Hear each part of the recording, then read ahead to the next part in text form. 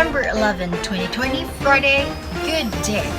I'm Charlotte B. Valentis, your anchor for today, and you're watching Trial Balance News. For the headlines.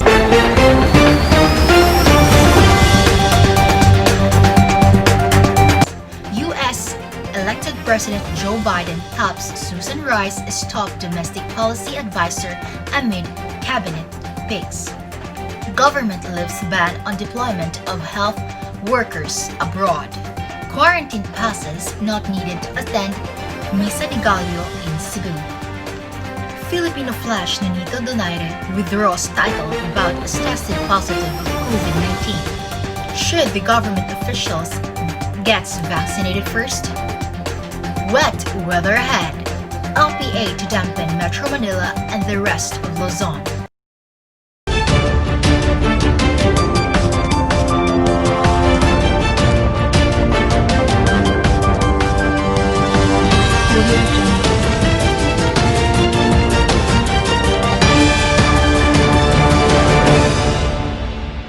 U.S. President-elect Joe Biden tapped Susan Rice for National Security Advisor with significant foreign policy expertise for a domestic policy brief on Thursday. Biden's selection of Rice, 56, as his top domestic policy advisor and director of Domestic Policy Council came as a surprise, given her extensive background in foreign affairs. The cold water forces our sleepy eyes to be wide awake, and the gust of cold winds invites our senses to go into slumber. That is how we feel every time we attend the Misa de Gallo or the Rooster Mass. It has been a tradition in the Philippines to attend the Misa de Gallo in preparation and waiting of the coming of the child Jesus Christ. But as the threat of this COVID-19 pandemic, strict restrictions and safety protocols were implemented. Let us hear more about the Executive Order Number 11 signed by Cebu City Mayor Edgardo Labella from Jovelyn Balispin. Jovelyn? Nonetheless, Labella already signified that from December 16 to 24, 2020, the use of quarantine passes will not be required for those attending the Misa de Gallo. According to Mayor Edgardo Labella, there will be no need of a quarantine pass that is not needed as long as you observe the minimum health requirements. This means that no individual who will be apprehended for not bringing a quarantine pass upon attending the Misa de Gallo. However, they can only be apprehended for violating other quarantine protocols such as not wearing face masks and or face shields and violating the social distancing protocol. The plans for the Misa de Gallo will be revealed later this week, as the city government will meet the church authorities for the final planning for the Christmas activities. With your source and everyday updates of reliable news, this is Jovelyn Vergara reporting for Trial Balance News TV. Thank you, Jovelyn. For the national news, let us hear from Mary Grace Valicer. Temporary ban on the deployment of nurses, nursing aides, and nursing assistants abroad is now officially lifted by the Philippine government, according to the Philippine Overseas Employment Administration, or POEA. The deployment of nurses shall conform to travel restrictions of the host country and to the enforcement of a declaration that the nurses deployed must be aware of health risk.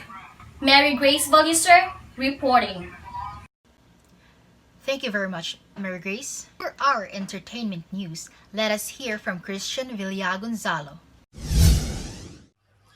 The 4th Division World Champion, Filipino Flash Nonito Donaire, has tested positive from COVID-19 and withdrawn from his WBC title fight on December 19, Saturday, against Emmanuel Rodriguez at Mohegan Sun Casino in Uncasville, Connecticut. The result came after Mr. Donaire, 38, underwent coronavirus testing as part of the health and safety protocols in the leading up to the bout taking place in Uncasville, Connecticut. This is Christian Villagonzalo reporting for Trial Balance News TV. Thank you, Christian. Doubts among Filipino towards government officials are now starting to rise. that this leads to our future news should government official gets vaccinated first.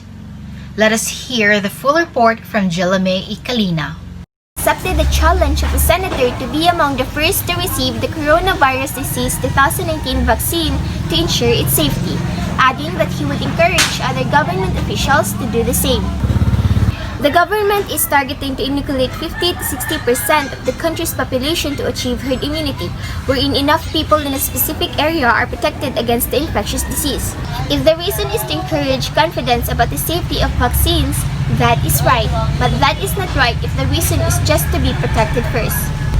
With your source and everyday updates of reliable news, this is Jelame Kalina reporting for Trial Balance News TV. Back to you. Thank you, Jella. Sit back, relax, because we will be back after these few advertisements.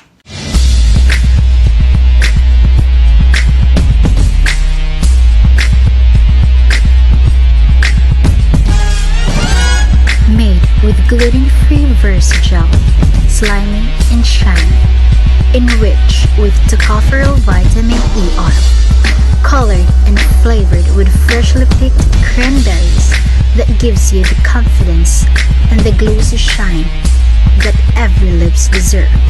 Only Express Lip Gloss. Grab yours.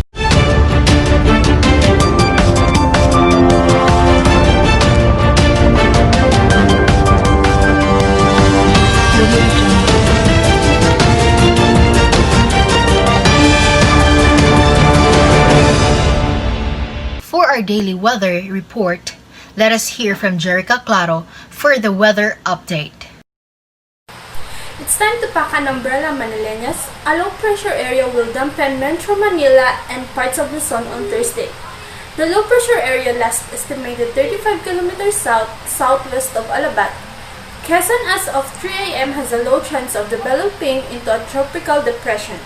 It is expected to cross the landmass and head towards to the West Philippine Sea within 24 hours. The rest of the country will experience isolated rains due to localized thunderstorms. There is no other weather disturbance expected within 3 days. This is Jerica saying, when all is said and done, the weather and love are the two elements about which one can never be sure. Thank you, Jerica. Sit back, relax, because we will be back after these few advertisements.